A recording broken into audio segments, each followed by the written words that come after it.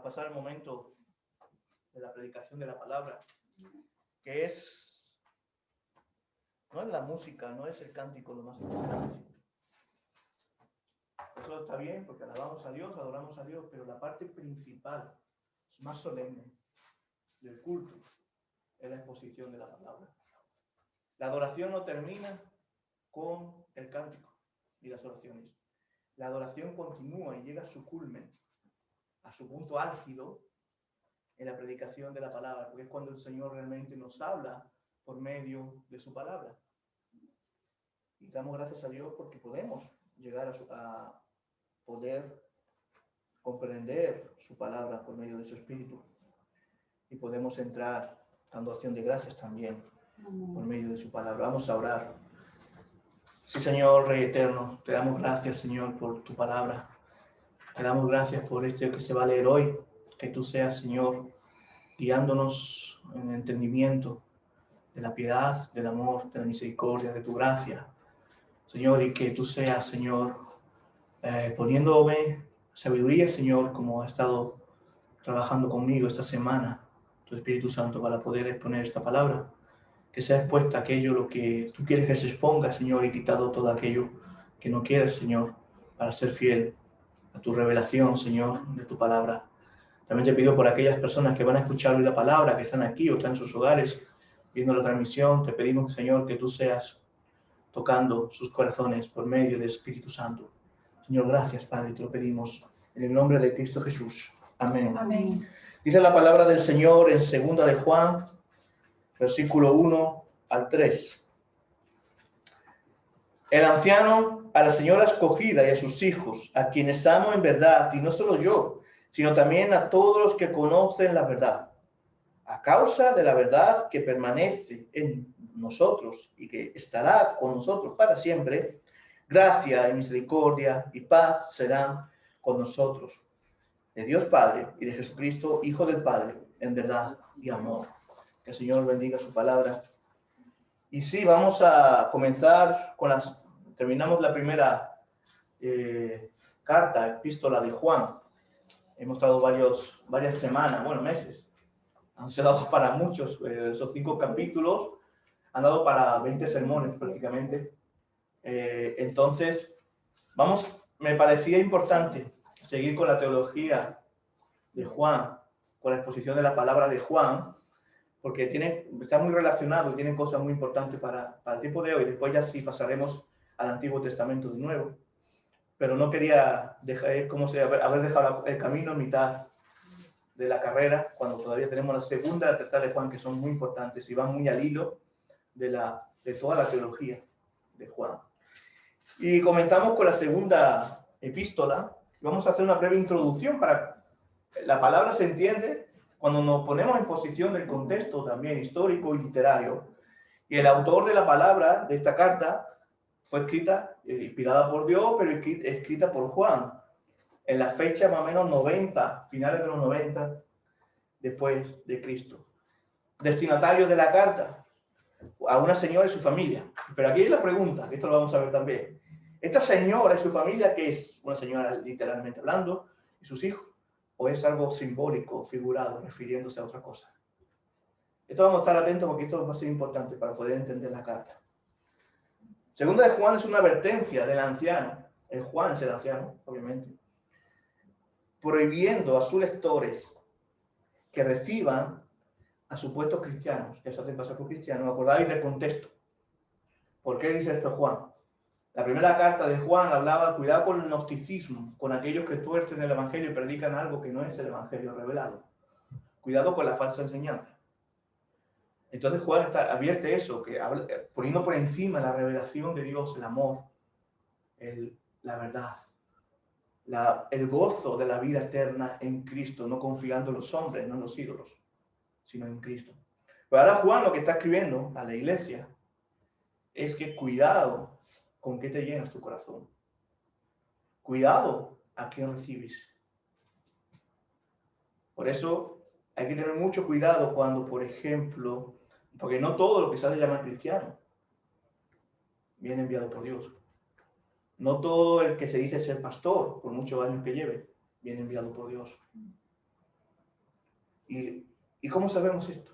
Pues está la palabra de Dios. Vamos a analizar, a ver a lo largo de esta carta, estas recomendaciones que Juan hace y también a indagar qué es la verdad. Porque no se trata de tu verdad o de mi verdad. Se trata de la verdad revelada por Dios Jesucristo. El tema de sí es, había que dar la bienvenida a los evangelistas y predicadores que estaban de paso. La iglesia debe ser acogedora, hospitalaria. Eso está bien. Pero Juan habla también de cuidado con una cosa, como yo digo muchas veces, me voy a permitir la expresión. Somos cristianos, pero no somos tontos. El Señor nos ha dado sabiduría por medio de su palabra en el Espíritu Santo para discernir, para ver qué es lo que a Dios le agrada, para ver qué es lo que bendice, edifica la iglesia. Esto no es algo nuevo, esto no es algo nuevo de ahora, por eso Juan lo escribe.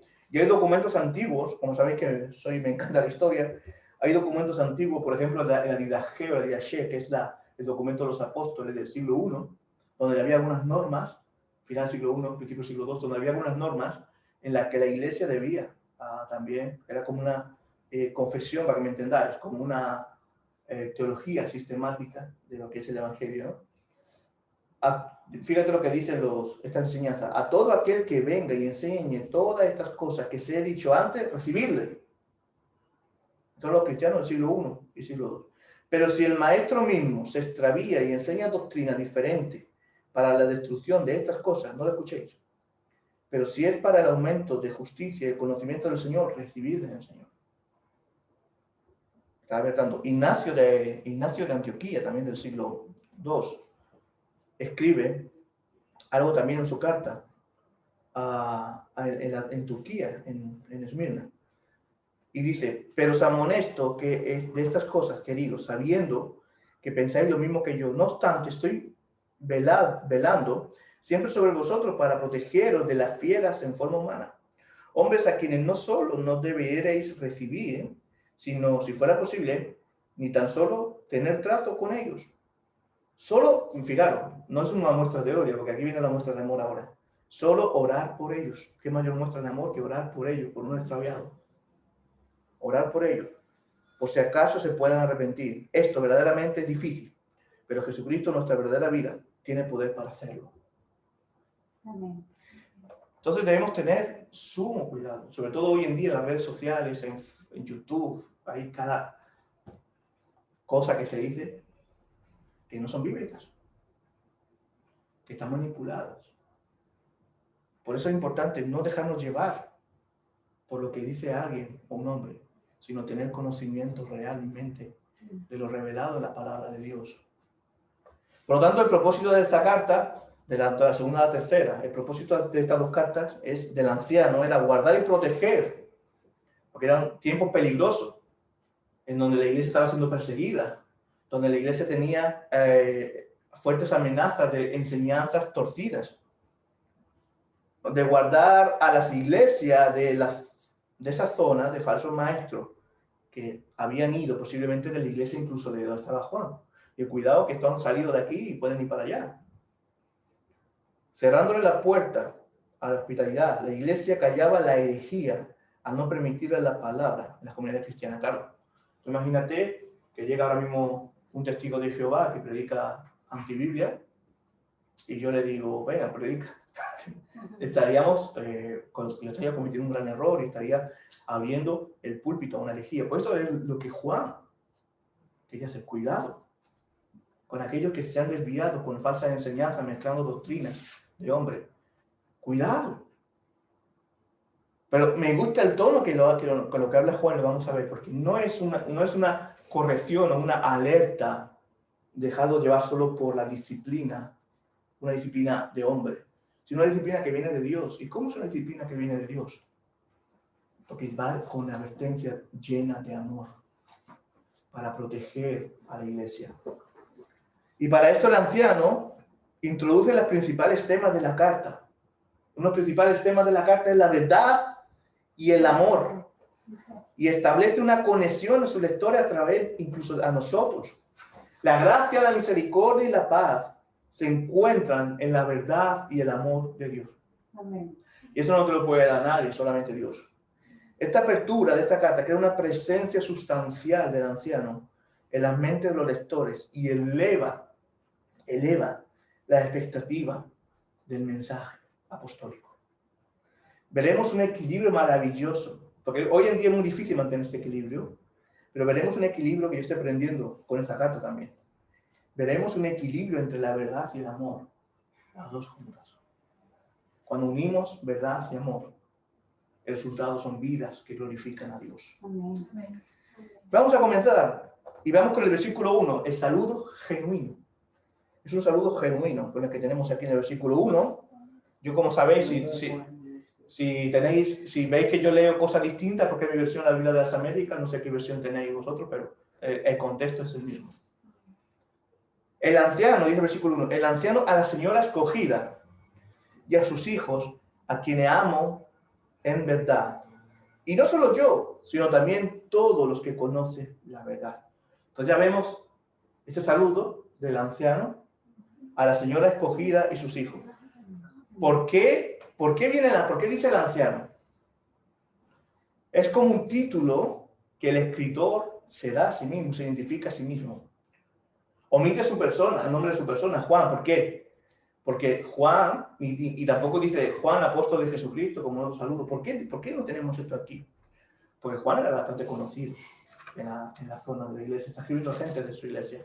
Segundo, porque en la época que escribe Juan ya no había ningún apóstol vivo. Era Juan el único apóstol. Eso no quiere decir que ya no hay apóstol hoy en tiempo de hoy. Aquel que se llame apóstol, ese no está bendecido por la Biblia. El apóstol, cuando terminó el último apóstol, murió Juan. En la historia de la iglesia no ha habido más apóstoles. Hay pastores, hay maestros. Pero Juan, el último apóstol vivo. Entonces, cuando dice Juan, el apóstol, aquí no lo ve, no lo dice tampoco. Y esto es una buena enseñanza también. Se dice el anciano. Por un lado vemos que no hacía falta, a lo mejor una identificación, porque ya era conocido. Y tenía un título honorífico, el anciano, porque era el único que quedaba vivo de todos los apóstoles. Por eso es el anciano. Y por otro lado, bueno, también era anciano de edad, pues ya tiene su edad. Pero también por otro lado vemos que los nombres sirven para identificarse solamente, no para alardear de ellos los títulos. Y Juan hace aquí un ejercicio tremendo de humildad. Nos llama, igual que Pedro no es el Papa, Pedro se decía un anciano más, un obispo más. Cuando vemos esto en los apóstoles, aprendemos. ¿Cuánto tenemos que aprender? Sobre todo aquellos que me están escuchando, que son pastores también. A tener humildad en el servicio. Porque el trabajo de anciano, de pastor, no es un liderazgo vertical, piramidal, sino es un liderazgo horizontal, en que se da para servir al pueblo. Tenemos que tener cuenta esto. El pastor está para servir, no para enseñorearse. Ya tenemos un Señor, y ese es Jesucristo. Amén. Y eso, y no utiliza el título de apóstol, por eso suponemos que los lectores también sabían quién era. Y utiliza la palabra anciano. Y Juan dice que la señora escogida. Esto es interesante. ¿A qué se refiere con señora escogida? Obviamente yo, para intentar, no solo dejándome llevar por los comentarios de otros teólogos, que también lo he leído, pero para intentar clarificar más esto, me fui al griego, al original, y viene, escrito está en griego, eklekte kuria. Kuria significa señora, y eklekte significa escogida, o sea, está traducido literalmente. Ahí encontramos una traducción literal. Pero según algunos teólogos anteriores, según Kirchmaker, por ejemplo, a los cristianos primitivos le tocó con frecuencia sufrir intensas persecuciones durante la segunda mitad del primer siglo, o sea, durante el tiempo de la carta. Por tal razón, los escritores trataban de salvaguardar a los destinatarios usando nombres figurados para designar a la iglesia. Y no es descabellado pensar esto, porque el Nuevo Testamento también, la representación simbólica de la iglesia es con frecuencia una mujer, una señora. Por ejemplo, lo vemos en Juan 3:29. El que tiene la novia es el novio, la novia de la iglesia. Pero el amigo del novio que está allí y le oye, se alegra en gran manera con la voz del novio. Por eso, este gozo mío se ha completado. Pablo también lo utiliza. Marido, haciendo mención a las palabras de Jesucristo, marido, amad a vuestras mujeres, así como Cristo amó a la iglesia y se dio a sí mismo por ella, femenino. O sea, en la escritura del Nuevo Testamento era común hacer esta comparativa. Después continúa Chris Michael diciendo, muchos eruditos están a favor de la explicación de que Juan emplea simbolismo, en Apocalipsis es obvio que emplea simbolismo, pero aquí que emplea simbolismo para describir la congregación a la que escribió la segunda epístola. Sea o no sea la iglesia, o sea o no sea una iglesia, o sea una mujer, está claro que el papel que toma hoy para nosotros esta carta es de iglesia. Nosotros somos la señora escogida. Yo personalmente me inclino a pensar que se refería a una forma de reconocer a la iglesia, una forma simbólica que Juan utiliza. Y los hijos, pues dice, tus hijos son los miembros de la iglesia.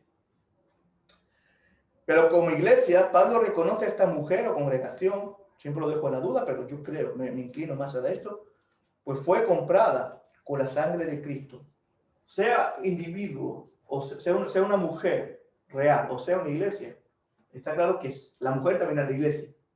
Por lo tanto, ahí tenemos ese punto, ¿no? Pero si, yendo un punto más, comparamos diferentes versiones, que eso también es bueno hacerlo de vez en cuando, con buenas versiones, para ver qué dice. Fíjate lo que dice la nueva versión internacional. El anciano, a la iglesia elegida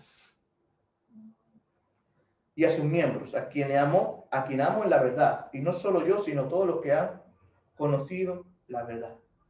Otra buena traducción, como la Biblia de Jerusalén, dice el presbítero, que significa anciano, a la señora elegida, pero pone una nota de pie de página, y el pie de página pone, señora elegida designa una comunidad puesta bajo la jurisdicción del presbiterio, o sea, del anciano, y amenazada por la propaganda de los doctores falsos. La nueva traducción viviente, que es otra traducción, dice, Juan, le escribo, yo Juan, el anciano, les escribo esta carta a la señora elegida de sus hijos, pero la traducción literal está bien, pero si nos vamos a la nota de página de la misma Biblia, o la iglesia que Dios ha elegido y a sus miembros. O sea, yo, después de hacer este estudio, me inclino que simbólicamente está refiriendo a una congregación. Esto es solo un dato para que lo tengamos claro y nos pongamos en el contexto. Y esto es bonito porque se abre más nuestro contexto. La hacemos más nuestra, porque esta carta escrita a una iglesia en el siglo I, está bien escrita para toda la iglesia de todos los tiempos.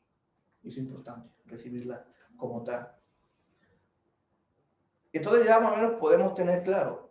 Y lo que está claro es que es una iglesia porque los une la verdad. A Juan le unía a esta señora, era parte de la iglesia, o esta iglesia local, es que les une la verdad. Dice, sigo leyendo, dice, a quienes amo en verdad, y no solo yo, sino también todos los que conocen la verdad. La unidad de la iglesia. A Juan le unía con los destinatarios de la carta, con esta congregación, la verdad. ¿Y qué es la verdad? Cristo. El amor de Cristo. Jesús lo dijo en su palabra, en Juan 14:6, yo soy el camino, la verdad y la vida. Y esto es importante, porque cuando dice yo soy el camino, la verdad y la vida, no está diciendo yo soy un camino, yo soy una verdad, yo soy una vida. Se está identificando como el único camino, verdad y vida para ir al Padre. Dice, nadie viene al Padre sino por mí. Nadie puede tener salvación sino por Cristo. Fuera de Cristo, como vemos en Hechos de los Apóstoles, no hay salvación. No hay salvación ni en las vírgenes, no hay salvación ni en los santos, no hay salvación ni en otra religión, porque esto no se trata solo de una religión, sino de una comunión real con el Dios vivo. Y esto solo es posible por medio de Cristo, por la intercesión de Cristo. Y Juan les amaba en la verdad. Y en la verdad tenemos que aprender bastante esto. Amarnos como hermanos. en la verdad. Amén. Ya lo vemos en la primera carta de Juan. Aquel que dice amar a Dios y no ama a su hermano es un mentiroso. Así lo dice Juan, no lo digo yo. Si ves que tu hermano está en pecado, está equivocado, ve con amor. Y como aquel que corrige a su hermano carnal de cometer un error, aconséjalo. Ámalo. Pero a veces es muy fácil sacar el dedo, señalar y juzgar. La brina del ojo ajeno sin que tú veas tu vida, que tapa tu ojo. Por eso es lo que nos enseña el Evangelio también, unidos en la verdad, amándonos en la verdad. Algunos lo llaman esto un amor disipado. Algunos cristianos llaman esto un amor disipado. Yo no lo entiendo. No han conocido el amor de Cristo realmente. Porque Cristo vino a amar al que se había perdido. Cristo no vino a dar con el látigo a aquel que estaba. Le habrá un juicio. Pero ahora estamos en el tiempo que estamos predicando el Evangelio. Y a mí no me corresponde sacar el látigo. Eso llegará Jesucristo en el día del juicio, a que lo tenga que sacar. Pero ahora estamos en el tiempo en el que todavía, si no te has arrepentido, si no tienes, o no estás reconciliada con Dios, o estás como en un tiempo frío de tu vida, es un tiempo maravilloso para decir, Señor, heme aquí. Quiero amar en la verdad, quiero amarte en la verdad, quiero amar a mis hermanos en la verdad, quiero caminar y que tú me des esa paz que sobrepasa todo entendimiento. Y Juan escribe esta carta a estos hermanos, a esta iglesia escogida, motivado por esto, por la verdad. Como veremos al final, esta verdad no puede ir encaminada sin el amor.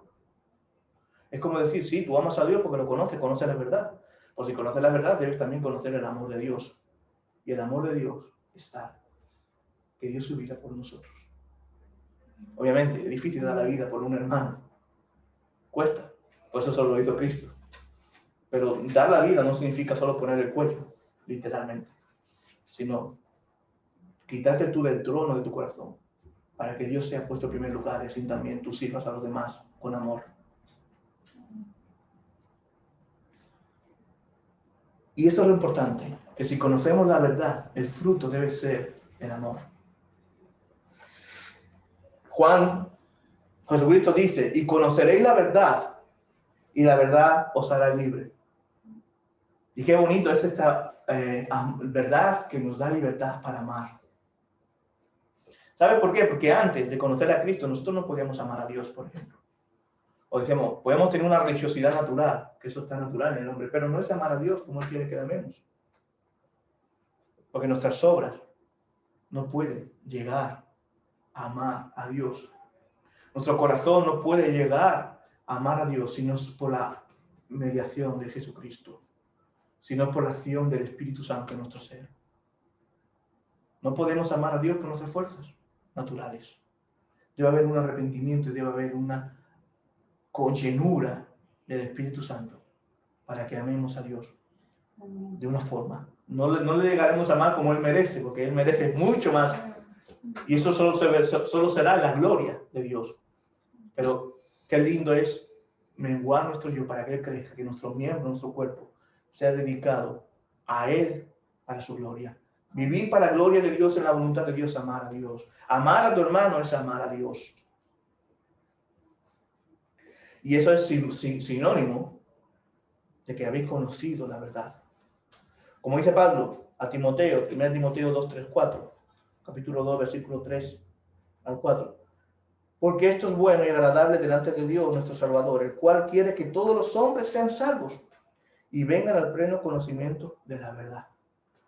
Fíjate, Dios te ama, en el sentido de que de tal manera amó Dios al mundo que ha dado a su Hijo para que aquel que cree en Él sea salvo. Mal que no cree, será condenado. Pero fijar una cosa, Dios, la voluntad de Dios es agradable. Si el Señor te está revelando el Evangelio, o si el Señor te ha traído aquí, es porque Él quiere que seas salvo y venga al pleno conocimiento de la verdad. Porque el Señor no mueve sus fichas hacia Él, si no te ha amado primero, para que seas salvo. Amén. Por lo tanto, eso es un regalo tremendo, poder conocer la verdad, porque conociendo la verdad, conocemos su amor.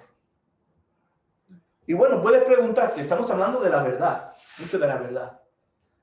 Y si tuviéramos aquí un filósofo, diría, ¿qué es la verdad? ¿No? Se preguntaría, ¿qué es la verdad? La verdad, hemos dicho, que es Cristo. Es el punto 2, ¿qué es la verdad? La verdad es Cristo.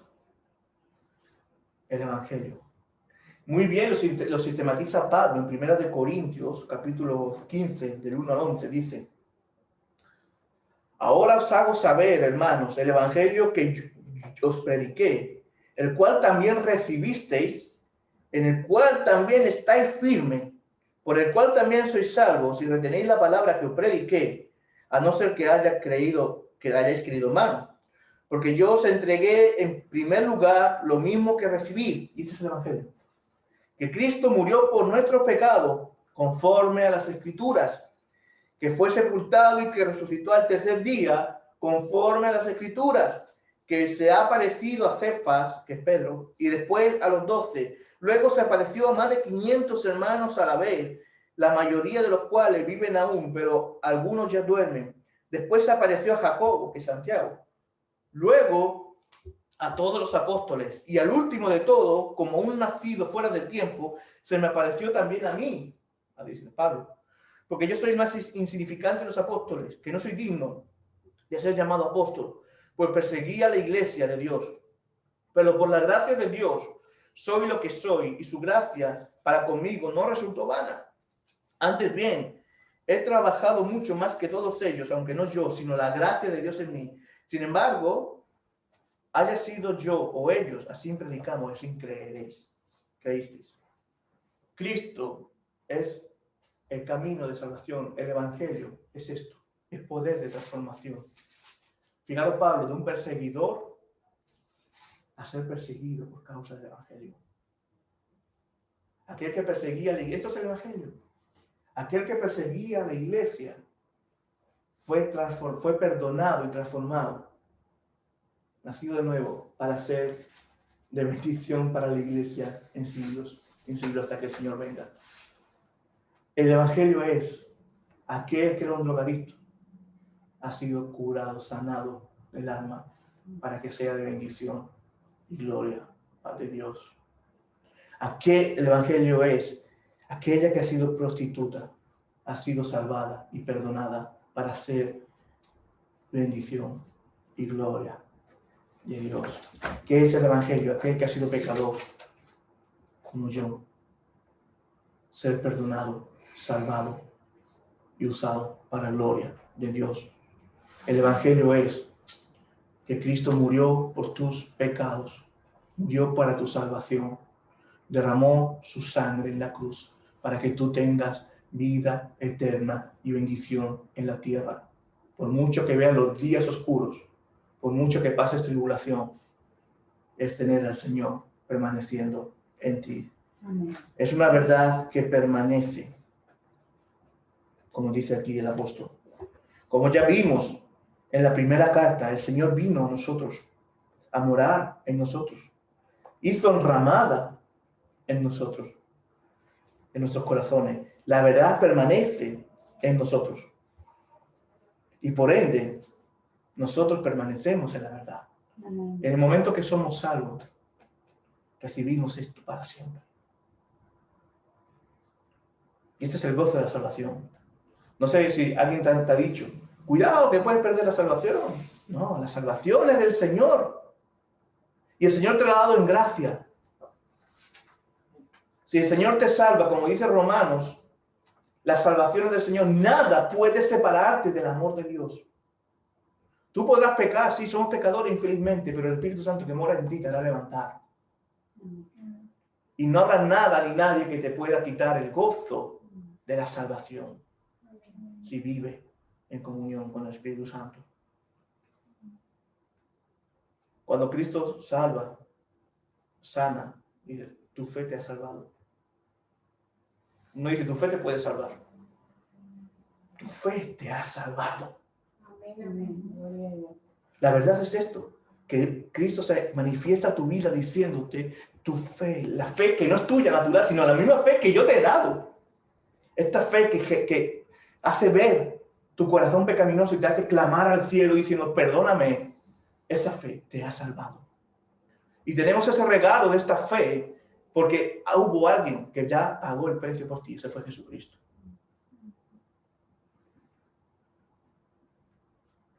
Una fe que permanece, una verdad que permanece en nosotros ya, inquebrantable. Sí, mira, si te voy a decir, voy a abrir mi corazón, si yo perdería la salvación por mis pecados, yo hubiera perdido la salvación. Pero la salvación del Señor, el Señor es misericordia. Esta es la verdad del Evangelio. Que el Señor es misericordia. Sí, pero puedes decir, bueno, ok, entonces si ya eres salvo, ¿puedo utilizar la gracia para pecar libremente? No. La gracia, si realmente eres salvo, no te gusta pecar, porque el pecado duele. Cuando estabas en el mundo te daba igual, pero el pecado a un cristiano le duele, le hace llorar, le hace lamentarse, porque sabe que ha fallado a aquel que dio su vida. Esto es un proceso, hermanos. Pero el gozo es saber que la verdad está en nosotros, que el Señor no se separa de nosotros. El gran proceso que nos prueba como si fuera el oro fino. Sí, que el camino de la verdad y la vida nos está siempre en nosotros, caminando, el Espíritu Santo iluminando. Es una verdad que permanece, y no solo permanece hoy, como hemos dicho antes, sino esta verdad ya permanece eternamente. Cristo dijo, yo estaré con vosotros todos los días hasta el fin del mundo. Pero qué maravillosa frase, es una frase eterna, porque el fin del mundo para nosotros es el fin de nuestro día aquí en la tierra. ¿Y dónde vamos? A la eternidad. ¿Qué le dijo el Señor Jesucristo en la cruz al ladrón? Hoy te seguro que estarás conmigo en el paraíso. Entonces cuando nosotros morimos acá en la tierra, abrimos los ojos y respiramos vida eterna. Amén. Nosotros sabemos que el Señor cuando nos dice yo estaré con vosotros todos los días hasta el fin del mundo, quiere decir yo os guiaré a la eternidad. Incluso en el momento en el que estemos exhalando el último aliento de nuestra vida, cerraremos los ojos sabiendo que el camino hasta la eternidad no lo haremos solo, sino que el Señor mismo, sus ángeles, nos guiará hacia el trono celestial para arrebatar al Padre. Por lo tanto, es una verdad que permanece, es una verdad eterna. Fíjate lo que dice Juan en el versículo. Y que esta verdad, y que estará con nosotros para siempre. La palabra siempre es eternidad. Y esto me hace recordar mi versículo favorito.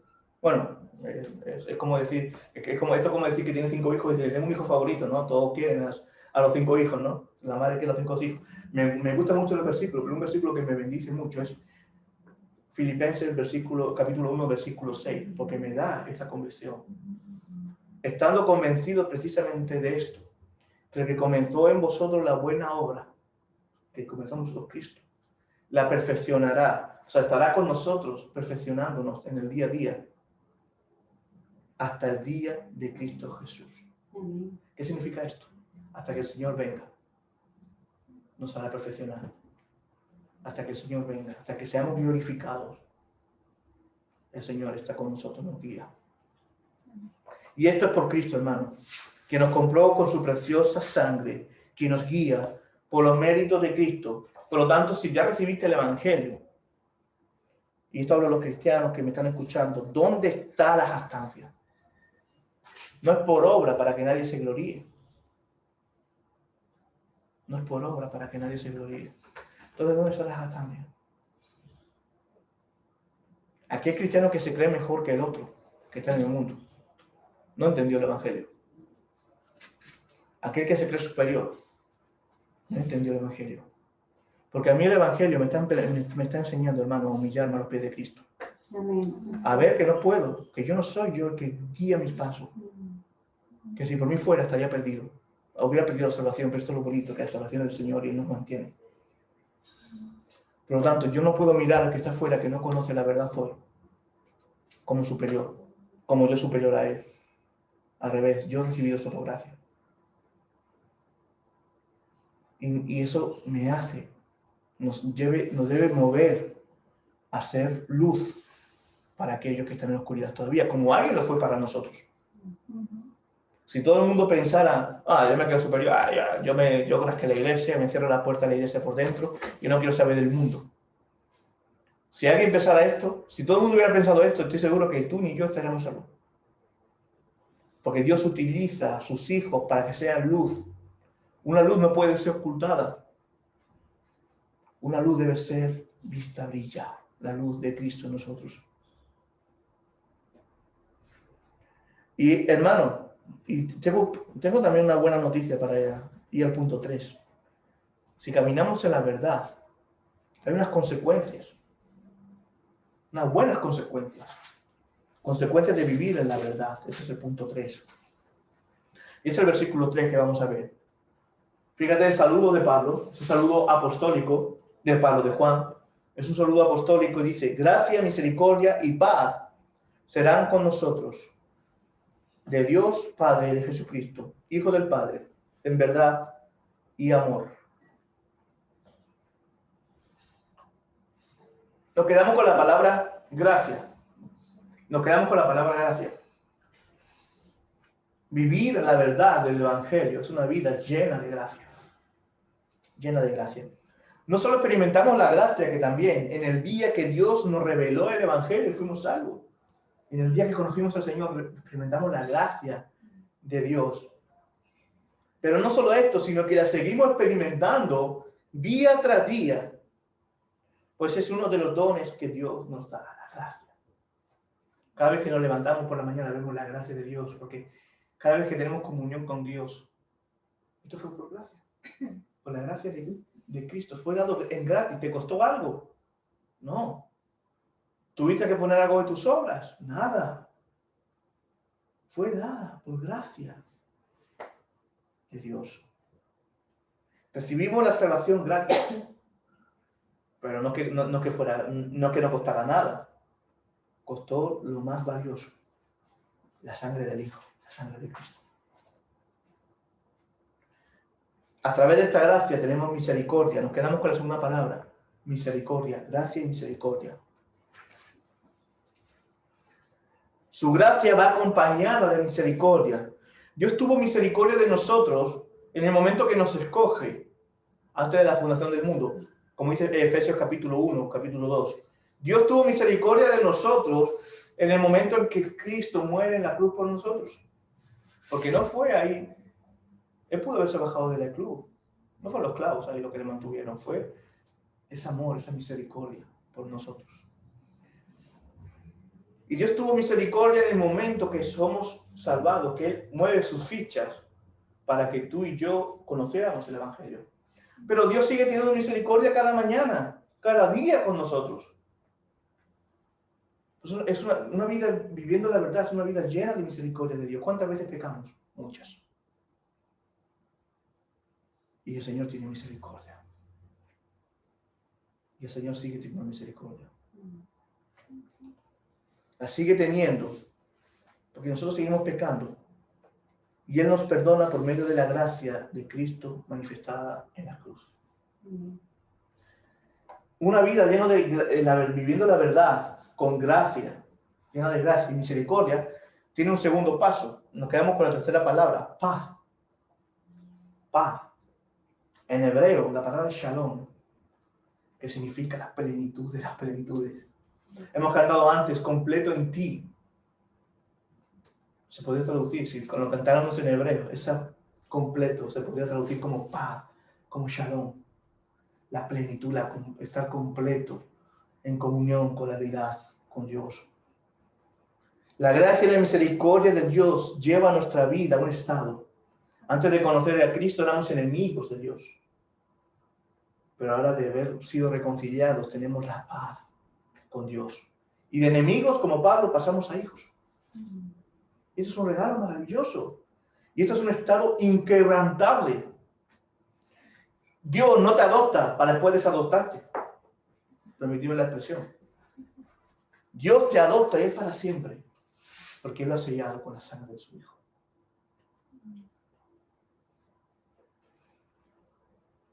Por lo tanto, como dice Pablo en los Romanos capítulo 5, del 8 al 11, pero Dios demuestra su amor para con nosotros, en que siendo aún pecadores, Cristo murió por nosotros. Entonces mucho más, habiendo sido ahora justificados por su sangre, seremos salvos de la ira de Dios por medio de él. Porque si cuando éramos enemigos fuimos reconciliados con Dios por la muerte de su Hijo, mucho más, habiendo sido reconciliados, seremos salvos por su vida. Y no solo esto, sino que también nos gloriamos en Dios por medio de nuestro Señor Jesucristo, por quien ahora hemos recibido la reconciliación. Y hermanos, esto está sobre la mesa. Si no hubiera sido por esto, tu camino y el mío sería el infierno, el juicio de Dios. Y qué maravilla que el Señor ha tenido misericordia, ha tenido gracia con nosotros y nos ha dado su paz. Y esa es la paz que sobrepasa todo entendimiento. Amén. Puedes pasar por valles de sombras de muerte aquí en la tierra, puedes pasar por circunstancias complicadas, puedes pasar por tempestades auténticas. Pero siempre recuerda que Cristo está en tu barca, que Cristo está en tu corazón y que Él te da la paz para sobrellevar cualquier situación, cualquier acción. Y todo esto para siempre es para siempre, porque es en Cristo Jesús que es verdad y amor. Algo que nos mostró la cruz, algo que nos enseña la cruz de Cristo, fue el amor de Dios. El amor de Cristo. Y todo lo mencionado arriba, todo lo que hemos mencionado aquí, en esto, fue por esta obra llena de amor. El amor en la dimensión de cruz. Amar a Dios. Cristo murió en la cruz amando a su Padre. Amando a lo que al decreto que habían hecho antes de la fundación del mundo. Para morir por su iglesia. Y lo hizo muriendo y amando a su iglesia. Aprendamos de esto, hermano. Aprendamos a que vivir en la verdad es vivir en el amor. Amén. Y un amor sin la verdad es un amor también distorsionado. Por eso precisamos de las dos cosas. La verdad para darnos conocimiento, para poder practicar un amor centrado no en el ser humano, no en mí, sino en Cristo. Y vivir para Él y para su gloria. Por eso necesitamos de las dos cosas. Y fíjate cómo dice Juan, terminando el versículo 3, de Dios Padre y Jesucristo, Hijo del Padre, en verdad y amor. Juan amaba la verdad, pero no era su verdad, no era la verdad de un hombre, sino la revelada por Dios. Amaba el Evangelio. Y esta verdad debemos defenderla, sí. Pero aquello que es fundamental, lo que no es claro, debemos tener cuidado. Como siempre he dicho, lo fundamental, lo que ha sido revelado fundamentalmente, lo que son verdades absolutas, reveladas en su palabra, esa verdad debemos defenderla con amor. Pero aquello que no es claro, que la Biblia no habla claro, cuidado, porque a veces tomamos verdades absolutas que no son verdades absolutas. Y nos creemos la última Coca-Cola del desierto, que hemos inventado la rueda. Por eso defendamos con la verdad, el amor, de lo que ha sido revelado por Dios en su palabra. Y sí, defendamos la verdad. Y esta debe ser siempre defendida, no con una actitud arrogante, peyorativa, sino con una actitud siempre vinculada al amor. Siempre. Porque para eso te hubiera hecho abogado o político, para defender tu verdad. Pero la verdad del Evangelio se defiende con el vínculo del amor. Esto será una muestra de que realmente estás defendiendo no tu verdad, sino la verdad que ha sido revelada por Dios, porque estarás lleno de gracia, de misericordia y de paz con los demás. Van juntas, la verdad y el amor van juntas. No puedes tener amor sin verdad. Y no puedes tener la verdad revelada de Dios sin amor. No puedes decir yo amo a Dios y no amo a tu prójimo. Deben ir juntas. Y si predicamos el Evangelio y si alguien tú le exhortas diciendo hermano o amigo, mejor dicho amigo, esta es la verdad de Dios. Yo te la estoy compartiendo. No lo estás compartiendo para humillarlo, pegarlo, paliza, sino lo estás compartiendo porque amas el Evangelio y amas a aquellas personas que Dios te ha puesto a tu alrededor, aunque no sean cristianas. Debemos amar, predicar con el ejemplo. Hay muchos que se han olvidado de estas 3 palabras: gracia, misericordia y paz. Que sí, la quieren, se la demandan a Dios, pero no la practican con el prójimo. Debemos practicar estas 3 palabras: gracia, misericordia y paz. No solo demandarla que Dios tenga con nosotros o disfrutarla cuando Dios nos la da, sino también nosotros ser portadores y hacedores de la gracia, de la misericordia y de la paz con todo el mundo. La verdad fue manifestada por Dios a los hombres en amor. Y esto así lo expresó Cristo en la cruz. La mayor expresión de amor de Dios al hombre es la muerte de Cristo en la cruz. Porque era aquella que nos hace ser amados por Dios, salvos por Dios, bendecidos, y nos lleva del estado de enemigos a la paz de Dios. El Señor no te dice, ¿quieres tener paz, misericordia y gracia? El Señor no te dice, cógete tus dólares, o yo te voy a llenar de dólares o de euros. El Señor te dice, toma tu cruz y sígueme, porque mi yugo es suave. Vas a tener carga, vas a tener problemas, vas a tener lucha, pero vas a tener en ti a Cristo, la gracia, el amor, la paz que sobrepasa todo entendimiento. Y tu vida no va a ser transformada, tu vida no va a ser condicionada por el temporal, ni va a ser fundamentada, ni tu confianza va a estar fundamentada en las circunstancias, sino va a estar fundamentada en la paz y en el amor de Cristo, sea cual sea la circunstancia.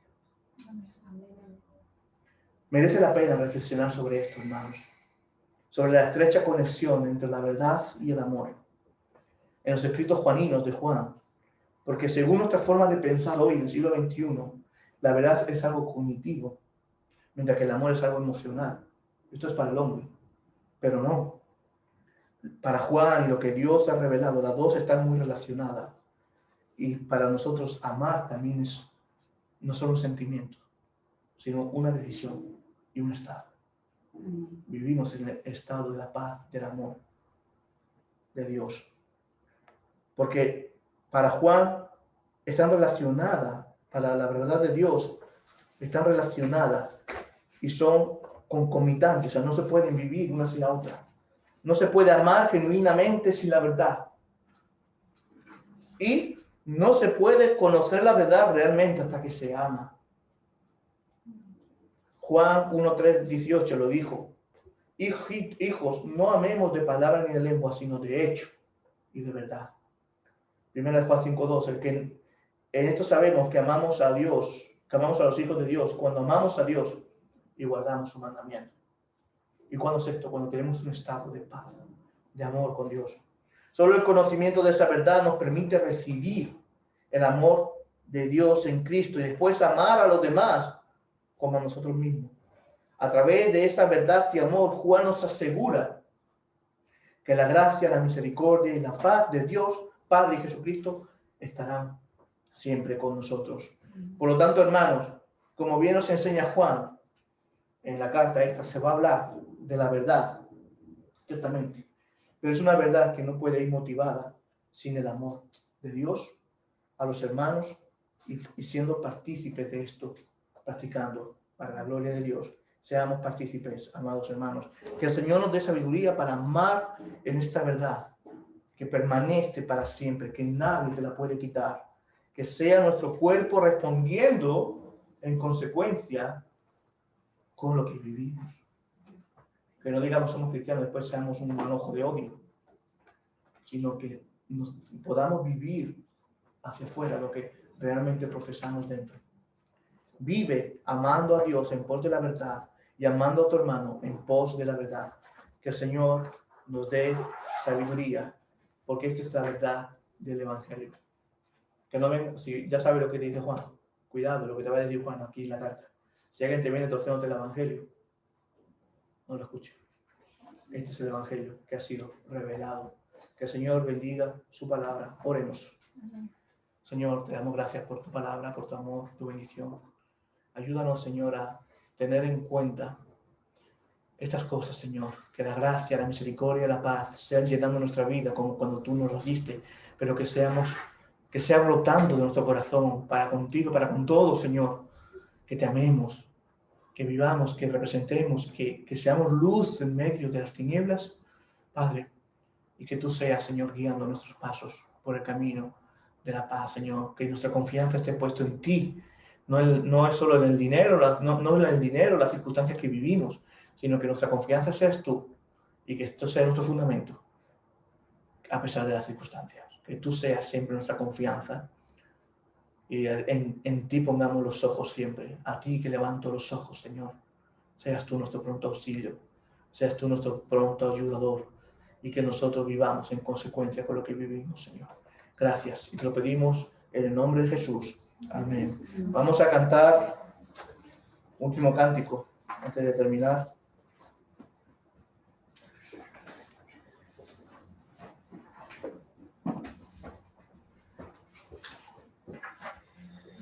Y precisamente trata de esto